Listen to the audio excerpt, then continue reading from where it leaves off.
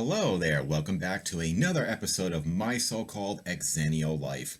You can see Joey right there, that little fence area. The guinea pigs are in there and they're sleeping right now. The whole point of it is for them to run around, but they're too busy sleeping. Anyway, it's still March and it's still the month of Korn, but this video is a little unexpected, and it goes back to a video I did before about feeling old and being called Sir for the first time, but this is related to an incident at the Korn concert that made me feel old. I do have a clip of it, and the clip originally appeared in the episode 16, which was about the concert in general, but I'm going to show the clip again, only it's going to be a little bit smaller. It was something he said about the album Untouchables. Oh, it feels so good to be back up in this big motherfucking place for y'all tonight! Yeah! Check it out, y'all. This year we're celebrating the 20th anniversary of the album Untouchables. How many out there love that album? I love that fucking record. Come tell me. It is an album that could never be made in this day. It was a crazy fucking ass journey, so when we got together, we decided we're gonna play a song to celebrate this anniversary, and it is a song we never really ever play. Whoa, yeah. So this is the album he was talking about, Untouchables, and as you see, the cover is very dark and gritty. And for a little sort of trivia, the song that he does sing at the concert, No One's There, is the last song on this album, number 14 on here. Isn't that kind of like a really cool looking picture? And of course, parental advisory, which means it has to be awesome. So this is what he was talking about. And by the way, I'm holding it kind of weird because of the lighting. And, you know, hey, maybe one day I'll be a real professional YouTuber. But for now, this will be fine. The more I thought about what Jonathan Davis said about the album, the more I began realizing, like, holy shit, it really is 20 years old. It says it right on the back of here. Copyright 2002, Sony Music Entertainment, Inc. And I remember this, I got this album back in 2002, and I'm like, really? It's been 20 years?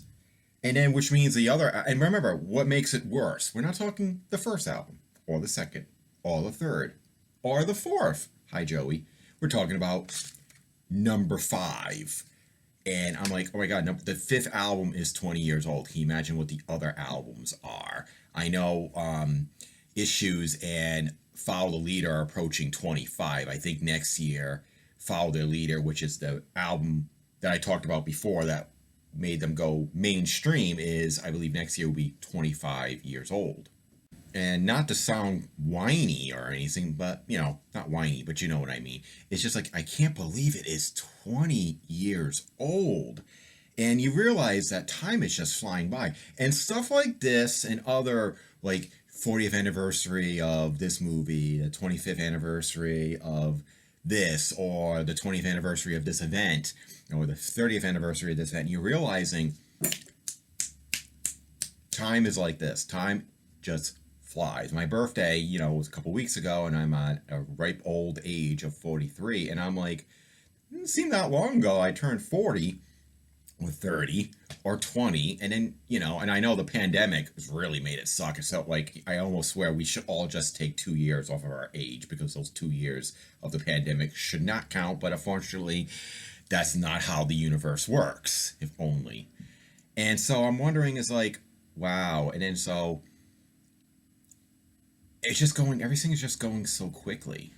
To me, it's not so much the aging of losing the hair, getting the wrinkles. Luckily, one thing about the lighting is it does cover up most of my lines. And having the hat really covers up that I'm practically, doesn't look too bad, but if I go like that, I'm going fucking bald.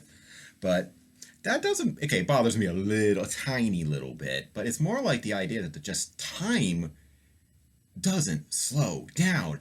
And I swear to anything that's holy or unholy or whatever, that the older you get, the quicker the time gets. And I know I can be very busy with, you know, traveling and work and writing and stuff. And these days, you know, right now it's like, oh, it's 3 o'clock. And I'm like, didn't I, you know, I'm not working today, but it's like, didn't I just wake up?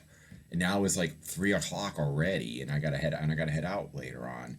So ultimately, the advice is just make sure you stop and smell the roses and experience new things, try new things, do new things, fly to another country. I'm going to England, hopefully. Ukraine, World War III willing, or pandemic resurgence willing. I'm hoping to go back to England again because I love being there and I love seeing my friend Andrew. So, I guess that's what ultimately, when you see stuff about 20th anniversary and all that stuff, it's like, you gotta make most of life because you only have it once. And even if reincarnation does exist, you generally don't remember that life anyway. So you still better, do it, whatever. See, I try to be open minded to all kind of religious and belief crap and all that stuff. So I'm going to keep this relatively short. That's just, was on my mind. I still may do one more video for March based on Korn. There's still one thing I would like to do. But anyway, like, subscribe, and share, and see you next time on a new episode of My So-Called Xennial Life.